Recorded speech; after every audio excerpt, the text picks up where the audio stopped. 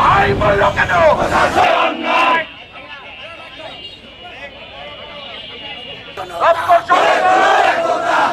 ভাইকে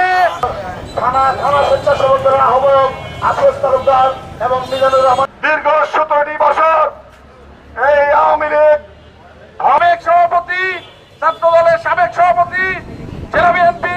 হৃদয়ের রুহের মাগফিরাত কামনা করছি এবং এসএম জিলানীর আমাদের মাঝে আরো উপস্থিত আছেন জেলা স্বেচ্ছাসেবক দলের ঘনাপাড়া মোড়ে ন্যাক্কারজনক পরিকল্পিত হত্যার উদ্দেশ্যে হামলা সংগ্রামী সভাপতি আসাদুজ্জামান আসাদ ভাই স্বেচ্ছাসেবক দল কেন্দ্রীয় সংসদের সংগ্রামী সভাপতি সাবেক যখন তার নিজ গ্রামের বাসায় যাচ্ছিল সেই সময়